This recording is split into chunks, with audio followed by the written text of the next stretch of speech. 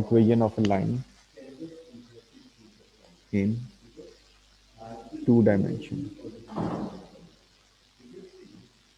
ये हमने पढ़ी हुई है y is equal to M X plus C. इसमें से m क्या होता है? ग्रेडियंट होता है। और c क्या होता है बेटा? y इंटरसेप्ट होता है। अब ग्रेडियंट का जो फॉर्मूला है, जिस तरह हम ग्रेडियंट निकालते हैं, वो है जी y2 minus y1 over x2 minus x1। क्या इसको हम in the form of ratio लिख सकते हैं?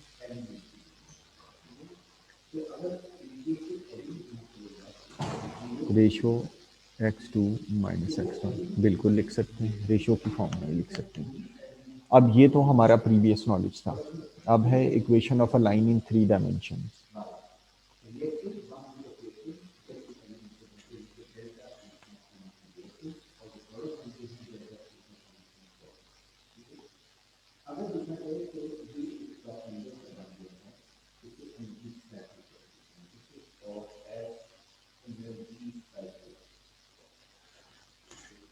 ये आपको याद रखनी है, ये इक्वेशन होती है जी r is equal to A plus T B.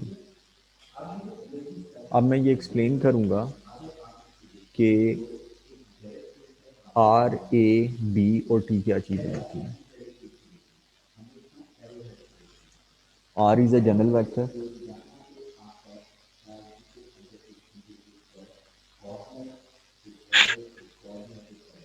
ये बेटा इसको हम एक्स आई प्लस वाई जे प्लस वी के लिखते हैं, या हम कॉलम फॉर्म में इसको इस तरह लिखते हैं। देखें, आपकी 2 डायमेंशनल की जो इक्वेशन होती है उसके अंदर एक्स और वाई होते हैं। इसके अंदर एक्स और वाई जनरल वेक्टर होता है। ए क्या होता है? Position vector of any point on the line.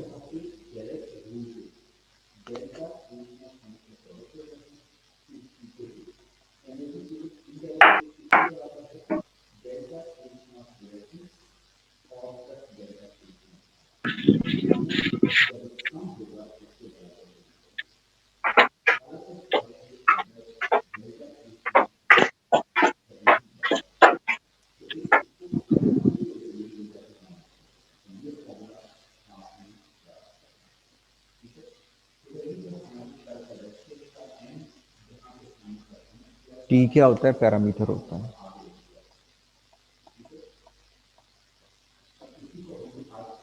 अब पैरामीटर क्या चीज होती है? Recall parametric equations.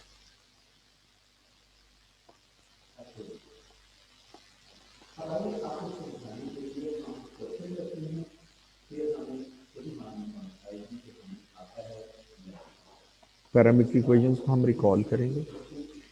आपको याद होगा कि जब पैरामीट्रिक इक्वेशंस हमने पढ़ी थी तो उसमें ये था कि if we express X and Y in terms of a third variable T, then the equations are known as parametric equations. और पैरामीट्रिक इक्वेशन जब हमने कॉम्प्लेक्स नंबर्स किया था तो उसमें भी मैंने आपको बताया था कि एक इक्वेशन को शो करने, कर्व को शो करने का तरीका कर कार्टेशियन फॉर्म होती है, दूसरी पैरामीट्रिक फॉर्म होती है और तीसरी पोलर फॉर्म होती है।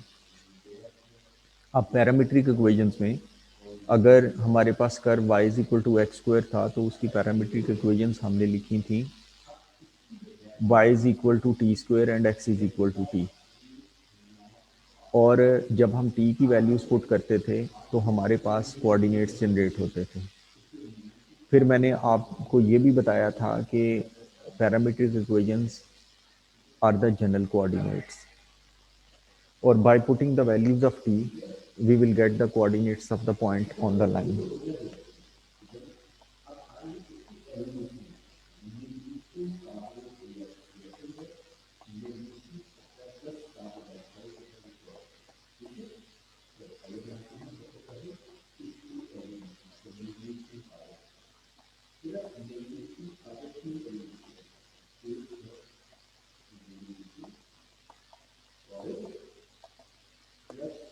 ये है जी हमारा प्रीवियस नॉलेज है ये भी। अब बी क्या होता है? ग्रेडियंट होता है।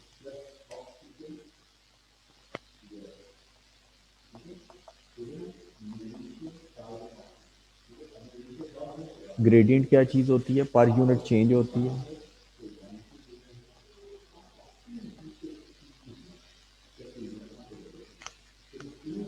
और यहाँ पर हम इसको डायरेक्शंस रेशो कहेंगे। यहाँ पर हम इसको डायरेक्शन रेशोस कहेंगे।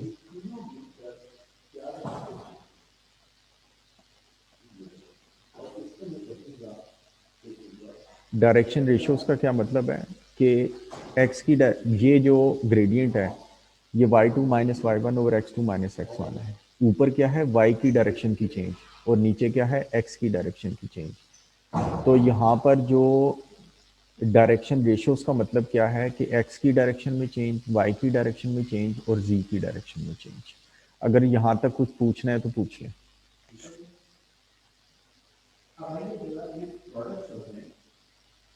सर ये दोबारा बता देंगे?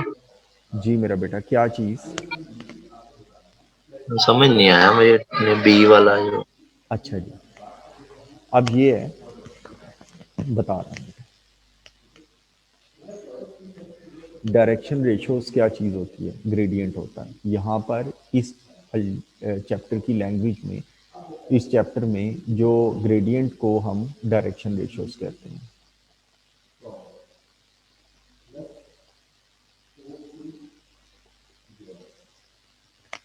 इसको हम डी आर एस से डिनोट करते हैं।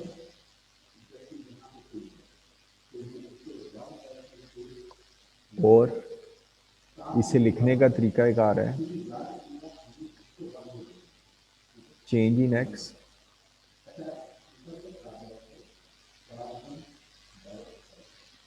रेशो, चेंज इन वाई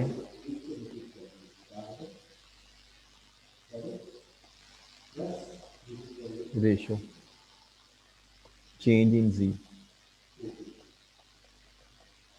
ये है। यानी कि अगर दो पॉइंट्स आपको दिए हुए हैं, एक पॉइंट 1 2 3 है, दूसरा पॉइंट जो है सपोज दैट 2 3 4 है, तो ग्रेडियंट उनका क्या होगा? x2 minus X one, y2 minus Y one, z2 minus z one. ये उनका उस लाइन का ग्रेडियंट होगा। जी बेटा। हाँ जी मुनीब। ठीक है सर, आ गई समझ में। वो 3 पॉइंट्स ही हैं, उनका निकाल के हमने माइनस करके आ गए। अब बात ये है कि ये रेशो साइंस नहीं हम यहाँ पे लगाते हैं, होती रेशोज ही हैं, लेकिन स्टैंडर्ड ये है कि हम उनको कॉमा से सेपरेट करते हैं।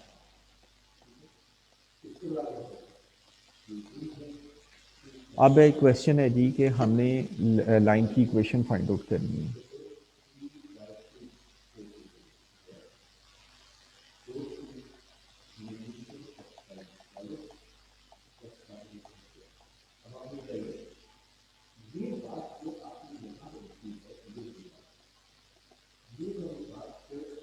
Find the equation of the line joining the points.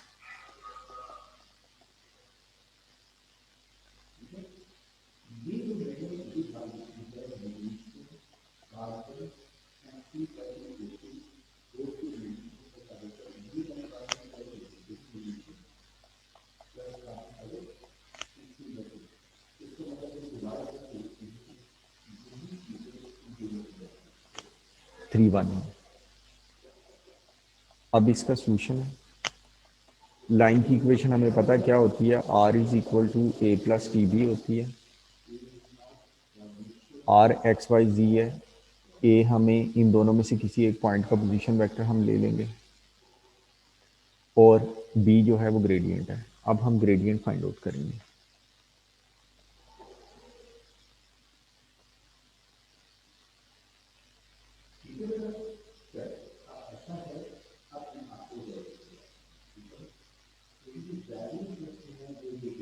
बेटा कहाँ पर ये तलहा मुश्ताक, आप कौन सा कह रहे हैं? कौन सा, टू डायमेंशन की बात कर रहे हैं या थ्री डायमेंशनल की बात कर रहे हैं?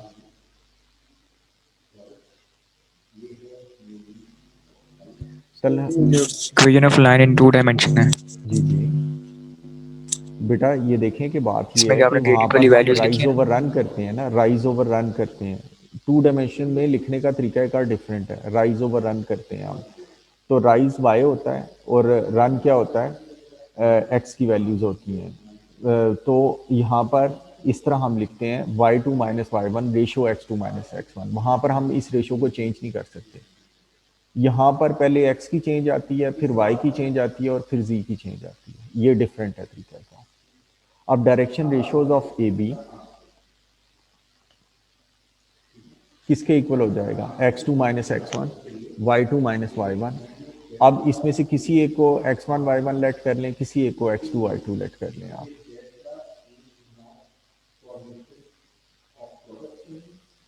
अब मैं पहले को जो है वो एक्स टू वाई टू और जी टू लेट कर लेता हूँ, और दूसरे वाले को मैं एक्स वन वाई वन और जी वन लेट कर लेता हूँ पॉइंट्स को।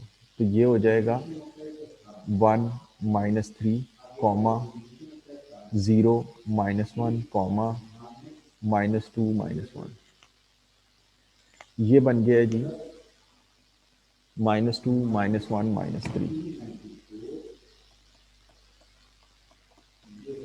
सर जी बेटे। सर ये हम जो अभी कैलकुलेट कर रहे हैं ये बी की वैल्यू है इक्वेशन जी में? बेटा, जी बेटा, बिल्कुल। ठीक ठीक है बी, सर। बिल्कुल यहाँ पे मैं लिख भी देता हूँ। B is equal to direction ratios of A B. ये आ गया जी। अब मुझे ये बात बताएं, ये लिखा हुआ है 2:4:6। क्या हम इसको सिंप्लीफाई कर सकते हैं?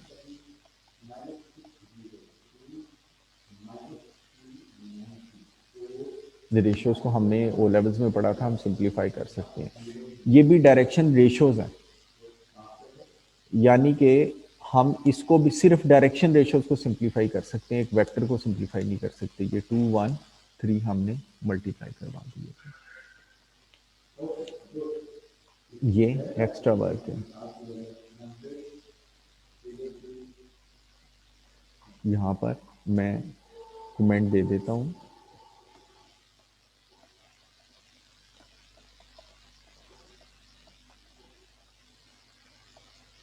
We can simplify direction ratios. अब जी हमारे पास ये जो है आ गई है। हम अब इसकी इक्वेशन लिखेंगे बेटा।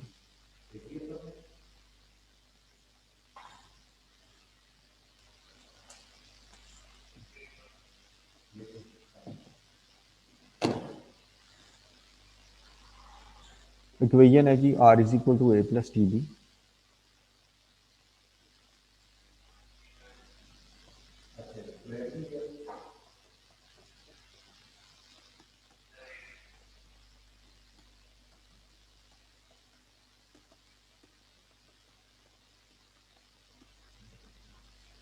आर क्या है जी, एक्स आई प्लस वाई जे प्लस जी के। किसी पॉइंट को जो है वो यूज़ कर सकते हैं पोजीशन वेक्टर। ए का पोजीशन वेक्टर यूज़ कर लेते हैं या बी का कर लेते हैं। मैं बी का कर लेता हूँ, 3i प्लस जे प्लस के प्लस टी इंटू बी के डायरेक्शन रेशियोज क्या आ गए हैं, 2i plus J plus 3k। Isha बेटा, क्या आपको इसमें कोई प्रॉब्लम है? नहीं सर। बस हमने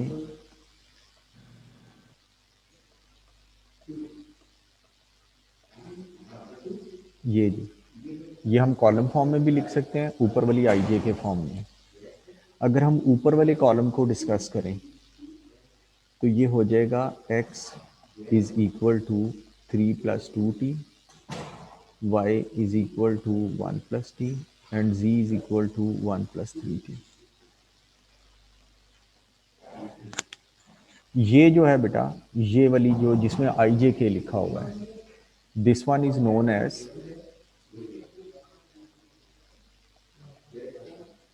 vector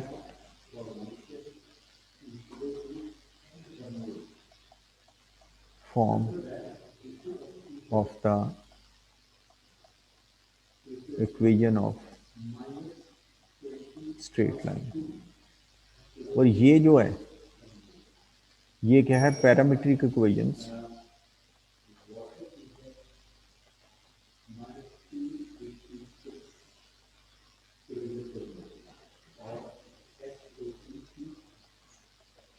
of a line in 3 dimension. ठीक है, अब आगे, अब पहले में से हम t को, पहली इक्वेशन में से t को सब्जेक्ट बना लेते हैं। x minus 3/2 is equal to T, comma y minus 1/1 is equal to T, comma z minus 1 is equal to 3। ठीक है, बना लिया हमने। अब हम, क्योंकि सारी t के इक्वल है, अब हम सबको इक्वल रख देते हैं। x minus 3/2 is equal to y minus 1/1 is equal to z minus 1/3। ये वाली चीज़ जो है ये Cartesian equation of the straight line in 3 dimension है।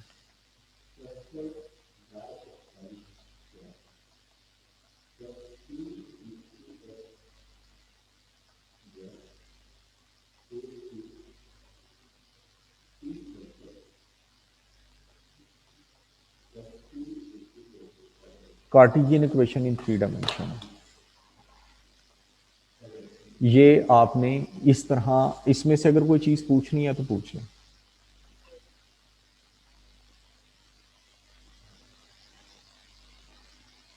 जी जी बच्चों, सर ये equation of line A B वाला जहाँ से आपने R is equal to A plus T B करवाया, ये आई जे के वाली फॉर्म में, सर ये तो समझ नहीं आई। ये जो सेकंड जो उसका 213 वैल्यू आने के बाद वो जो आगे स्टेप किया वो। ठीक है बेटा जी, मैं बता देता हूँ। सर ये आपने बी नहीं डाल दी है की जगह 3-1। 3-1-1 बेटा क्या, तो कोई बात नहीं, हमने कोई भी पॉइंट यूज कर सकते हैं। नहीं, ऊपर इक्वेशन में लिखा है a plus T into B. बिल्कुल सही है। ए देखें ना, इधर देखो, पहले मुनीब आप देख लें, आपको मैं बता देता हूँ। जी जी। ये देखो बेटा, ये लिखा हुआ है, ये एरो नजर आया है स्क्रीन के ऊपर? हाँ जी सर, ब्लू वाला। हाँ जी, कहते हैं कि हाँ पोजीशन जी। वेक्टर ऑफ एनी पॉइंट, कोई सा पॉइंट यूज हो सकता है। आप यहाँ पर 1 0 -2 भी लिख सकते हैं, आप 3 1 1 भी बस लिख जरूरी सकते नहीं है कि हैं। ए का हाँ पॉइंट ए जरूरी ही नहीं है, डाल। बिल्कुल। अब यहाँ पर वो अगर नाम पी क्यू रख देता तो फिर आप क्या करते? ठीक। अब ये भी। सुहेब आपकी बात बेटा, इसके बाद आपको समझ नहीं आया। जी सर। अब यहाँ पर ये अभी जो मैंने एरो लगाया थर्ड वाला, इसमें लिखा होगा है ना, r is the general vector and is equal to x I plus Y J plus ji k. Yes sir. ये मैंने आर की जगह पे पुट कर दिया। ठीक है, ओके ठीक है। अब ए क्या है, position vector of any point, तो बी का पोजीशन वेक्टर क्या होगा, 3i plus J plus K, O B yes sir. Is equal to 3i plus J plus K, वो मैंने लिख दिया, प्लस टी इंटू जो ग्रेडियंट है वो मैंने क्या निकाला है, पर यूनिट चेंज क्या निकाली है, 2i 2 प्लस जे 1 और प्लस 3। के। हाँ 2 1 3 लिख दिया। फिर उसको मैंने कॉलम फॉर्म में लिख दिया अगले स्टेप में। उसके बाद मैंने एक्स वाई और जी के पहले 3 इक्वेशंस बना के एक्स वाई जी निकाल लिया। ठीक है सर, इनकी अलग अलग इक्वेशन निकाली है। हाँ अलग अलग। अब ठीक है तीनों सर। इक्वेशंस में से टी की वैल्यू निकाल दी, क्योंकि तीनों टी के बराबर है। तो ये जो इक्वेशन बन गई, this one is known as Cartesian equation. ठीक है, सही। जी सर। अब जी, अब किसी ने कुछ, आयशा आपने कुछ पूछना है बेटे? सर मैं क्वेश्चन कर लूंगी, अगर खो गए फिर ठीक है, अगर नहीं तो पूछ लूंगी। चलें ठीक है, अब आगे है जी। सर जी बेटे, सर मुझे ना ये नहीं समझ आ रहा, मतलब एंड पे जो आपने इसको वो किया है, सब्जेक्ट बनाया, वो मुझे समझ आ गया। हाँ। लेकिन आप मुझे ये जो आपने साइन चेंज किया है ना, ये बता दें। किसके साइंस चेंज किए मेरे बेटा? सर वो 2 1 3 किधर 2 1 3, कौन सी लाइन है बेटा? एरो लगाएं। सर थर्ड लाइन है ये। ठीक है, साइंस जो मैंने चेंज किया है, ठीक है बेटा। अब मेरा बेटा देखिए कि ये मैं बार बार कह रहा हूँ कि ये डायरेक्शन रेशियोज हैं। मैं बार बार क्या कह रहा हूँ ठीक है, कि ये क्या है, ये रेशो के। ये डायरेक्शन रेशियोज हैं। अब मेरा ठीक है बेटा बात ये है कि अगर ये डायरेक्शन रेशियोज हैं तो मैंने आगे सामने लिखी है 2 4 6।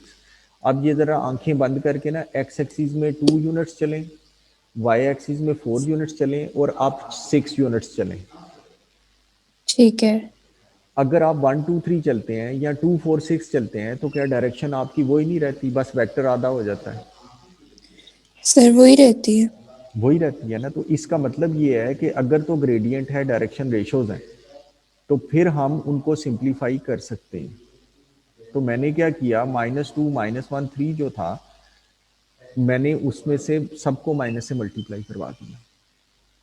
जिस तरह मैंने 2 बस 4 6 आपने को उसको पॉजिटिव कर लिया। मैंने कर लिया ना, ताकि लिखने में आसानी हो जाए। जरा अगर ना भी करता फिर भी अगर ठीक था। हाँ तो, और सर दूसरा, अगर हम चाहें मतलब ए जो आपने फर्स्ट फैक्टर आपने बी के पॉइंट्स लिए हैं ना, जी तो अगर बेटा, हम उधर ए के ले लें तो। ले लें, वो भी सही है। There may be many different possible representations for a single line.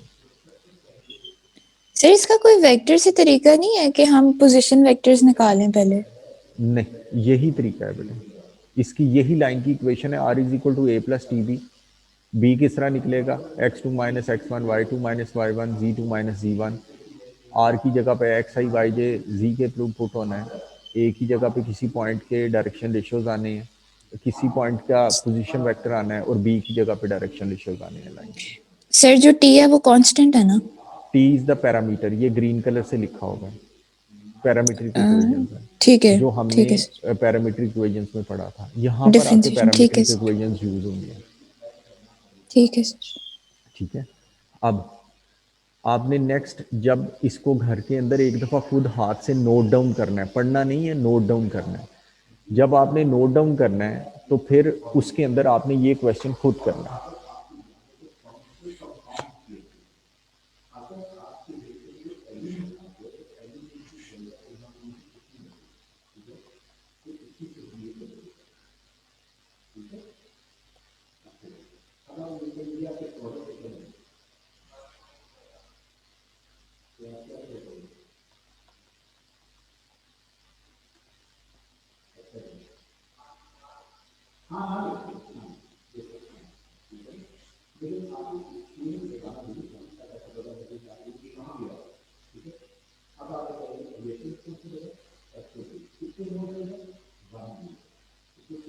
ये है जी बेटा, आपने इसके सोल्यूशन में क्या करना है।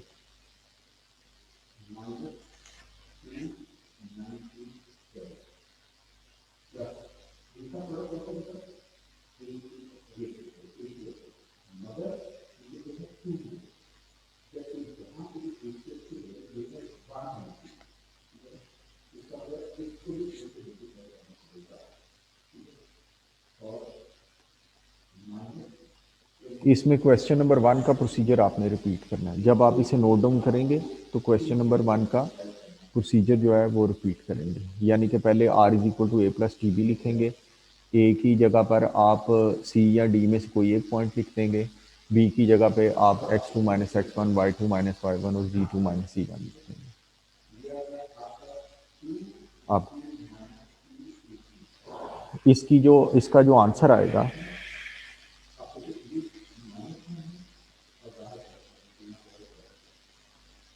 वो होगा बेटा एक्स वाई जी, देखें मैं जुबानी निकाल लूँगा, इज इक्वल टू कोई एक पॉइंट लिखते हैं। मैं 6 माइनस 5 4 लिख देता हूँ, plus T into x2 minus X one क्या हो गया, 7 minus 6 1, minus 7 plus 5 minus 2 and 5 minus 4 1। ये लाइन की इक्वेशन बन गई है। इसमें कोई मसला, ये सी डी की इक्वेशन आ गई है। जी बच्चों,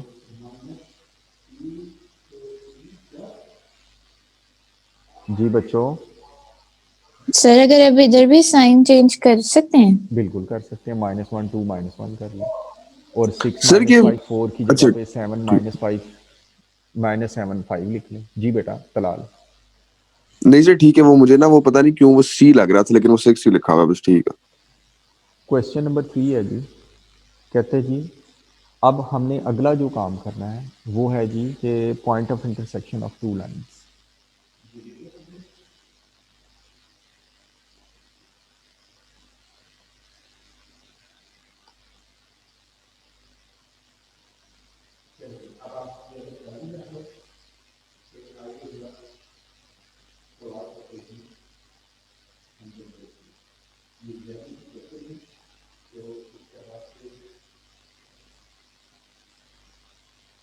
क्वेश्चन 3 में कहता है find the point of intersection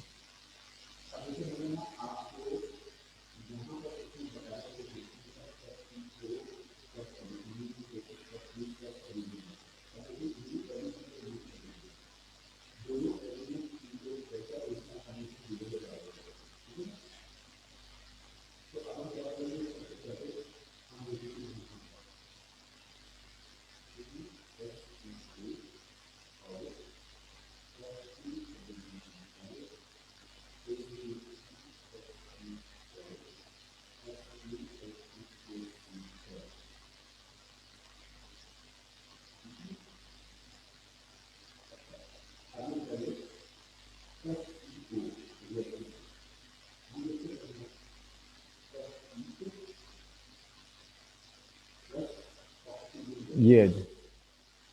अब इसके स्टेप्स आपने लिखने हैं कि इसके स्टेप्स क्या होते हैं। Point of intersection of two lines के स्टेप्स क्या हैं।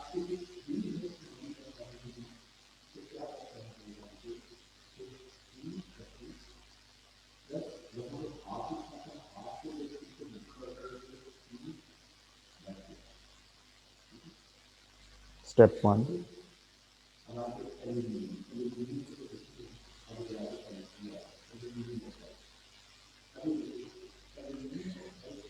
convert both the lines into parametric form.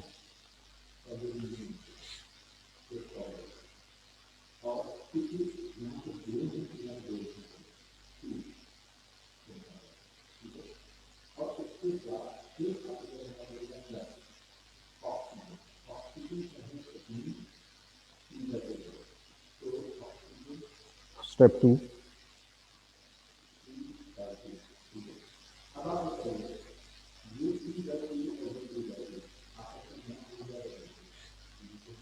equate the equations for x, y and z in both the lines.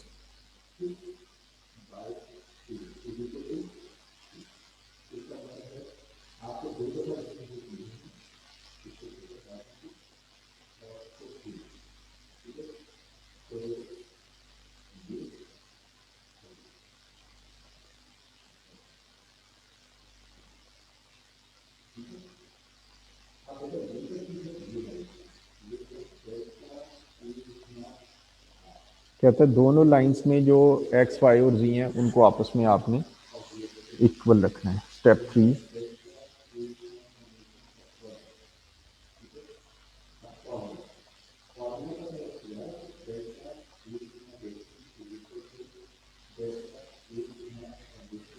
use the first two equations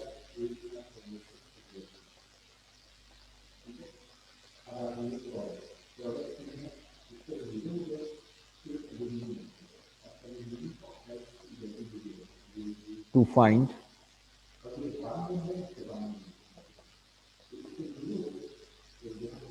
the values of s and t. Step 4,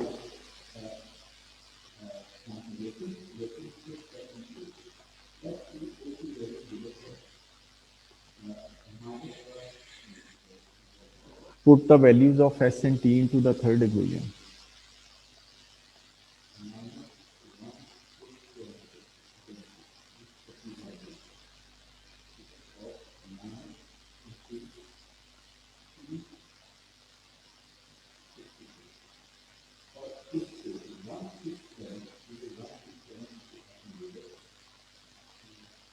If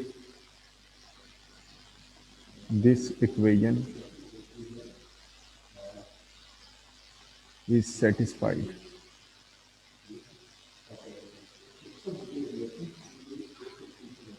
then the lines will intersect.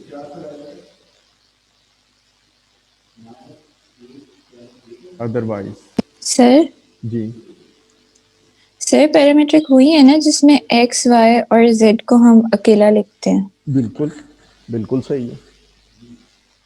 Then the lines are skew lines. Step 5.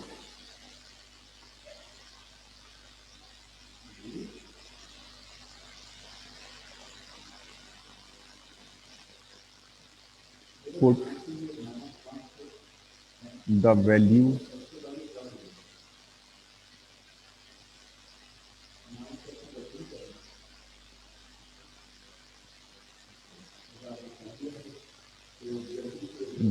of S or T back into the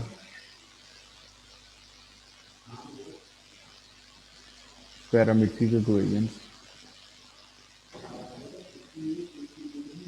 to get the point of intersection.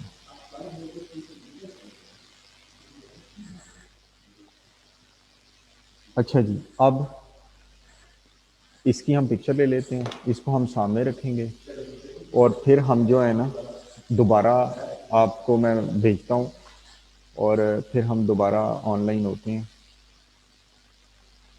और क्योंकि time ख़त्म होने वाला है फिर वो बीच में question रह जाएगा।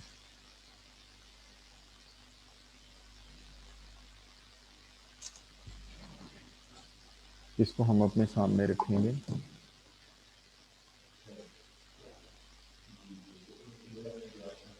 चलें जी, दोबारा आ जाएं, ऑनलाइन में भेज रहा हूँ।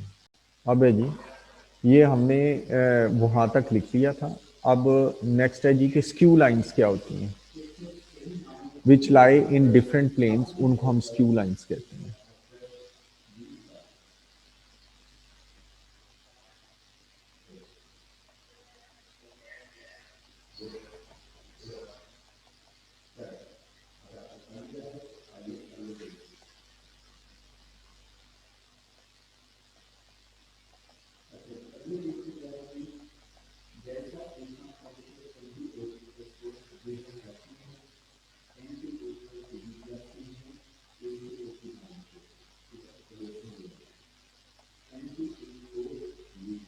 डिफरेंट प्लेन्स, जो डिफरेंट प्लेन्स में लाइन लाई करती हैं उनको हम स्क्यू लाइंस कहते हैं। अब ये देखें बेटा, अब हम जो हमारी क्लास होती है सर नबील के साथ, एक जो वाइट बोर्ड है उसके ऊपर एक लाइन लगी हुई है और एक जो एडजेसेंट रूम है उसकी दीवार पे एक लाइन लगी हुई है। क्या वो दोनों इंटरसेक्ट करेंगी लाइंस? कभी कर सकती हैं इंटरसेक्ट?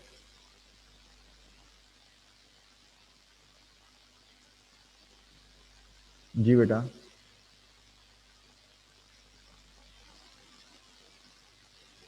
नहीं सर। ईशा आप बताएं बेटा। एक लाइन छत पे लगी हुई है, एक दीवार जमीन पे लगी हुई है, क्या दोनों वो आपस में इंटरसेक्ट कर सकती हैं कभी? नहीं। तो ऐसी लाइंस जो इंटरसेक्ट नहीं करती उनको हम स्क्यू लाइंस कहते हैं, जो डिफरेंट प्लेन्स में लाइन करती हैं। अब है जी, अब उसी ये जो हमने पीछे स्टेप्स पढ़े हैं ना,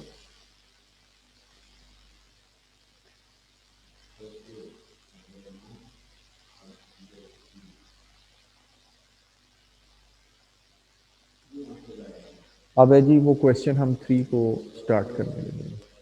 उसमें पहले ए बी के पॉइंट्स थे जी 1 0 -2, बी के पॉइंट्स थे जी 3 1 एंड 1। अब ए बी की हमारी इक्वेशन हमने जो निकाली थी R = A + TB, R X Y और जी था, ए की जगह पे हमने लिखा था 311, टी इंटू बी की जगह पे हमने लिखा था 213। आपको याद होगा कि जो हमने पहली इक्वेशन निकाली थी उसमें हमने इस तरह काम किया था। नहीं बेटा, पैरेलल लाइंस स्क्यू लाइंस नहीं होती। पैरेलल लाइंस पैरेलल होती हैं, वो सेम प्लेन के अंदर रहती हैं तो फिर पैरेलल होती हैं। जब वाइट बोर्ड के ऊपर मैं दो लाइंस लगा दूंगा और उनका पर यूनिट चेंज, उनका ग्रेडियंट सेम होगा, उनके डायरेक्शन रेशियो सेम होंगे, तो वो पैरेलल लाइंस होंगी। स्क्यू लाइंस जो होती हैं वो डिफरेंट प्लेन्स में रहती हैं। हम इस वक्त स्क्यू लाइंस की बात कर रहे हैं तलहा। अच्छा जी, ये हो गया। अब इसके वो पहला स्टेप में कह रहा है कि convert the lines into parametric form. x is equal to 3 + 2t, y is equal to 1 + t and z is equal to 1 + 3t। अब सी डी की r is equal to a + tb, r x y और z है। यहाँ पर parametric हम change कर लेते हैं, पैरामीटर हम चेंज कर लेते हैं, पैरामीटर को डिफरेंट ले लेते हैं, यहाँ पर हम s कर लेते हैं, एस बी।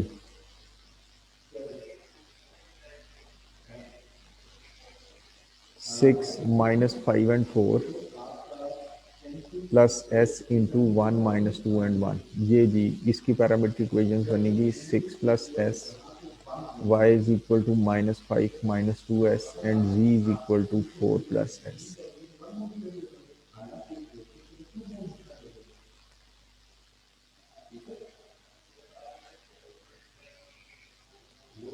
अब जी दूसरे स्टेप में कहता है, अगले स्टेप में कहता है कि x को x के इक्वल रखते हैं, y को y के इक्वल रखते हैं और z को z के इक्वल रखते हैं।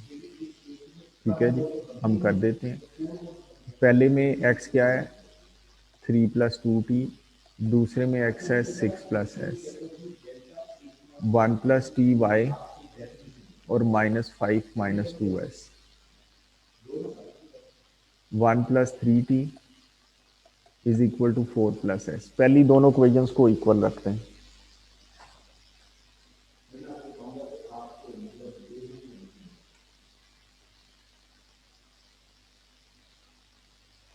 पहली दोनों इक्वेशंस को जब हम इक्वल रखेंगे तो पहली इक्वेशन से हमारे पास वैल्यू आएगी 2t - s is equal to 3, और दूसरी इक्वेशन को जब हम सिंप्लीफाई करेंगे तो हमारे पास वैल्यू आ जाएगी t + 2s is equal to -6। अब हम यहाँ से एस ओ टी की वैल्यू निकाल लेंगे। 2 × -6 - 2s -s is equal to 3, -12 -4s -s is equal to 3। ये आ जाएगा जी -5s is equal to 15, s is equal to 3 आ जाएगी। s इज इक्वल टू 3 जब हम पहली इक्वेशन के अंदर पुट करेंगे तो हमारे पास t की वैल्यू 0 आ जाएगी, तो एस ओ टी की वैल्यूज आ गई। अगले स्टेप में कहता है एस ओ टी की वैल्यूज को थर्ड इक्वेशन में पुट करें। हमारे पास थर्ड इक्वेशन क्या है 1 + 3t is equal to 4 + s। t की जगह पे 0 पुट किया 1, s की जगह पे जब -3 पुट करेंगे तो 1। Third equation is satisfied, the lines will intersect।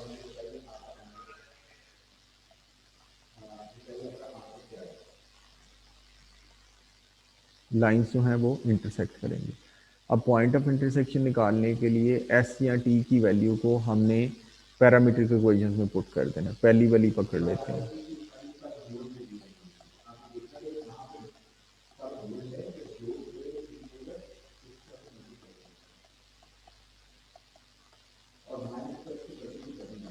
ये लें, ये आपका पॉइंट ऑफ इंटरसेक्शन आ गया।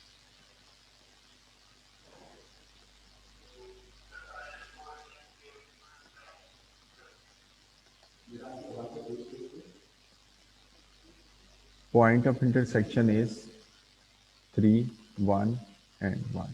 ये जी, ये आपका पॉइंट ऑफ इंटरसेक्शन आ गया। अगर position vector of point of intersection लिखना है, समटाइम वो मांगा होता है।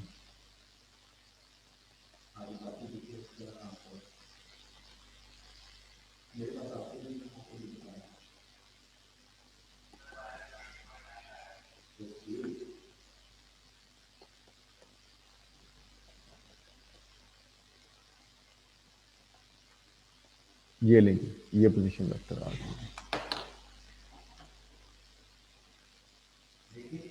अब आपने मेरे बच्चों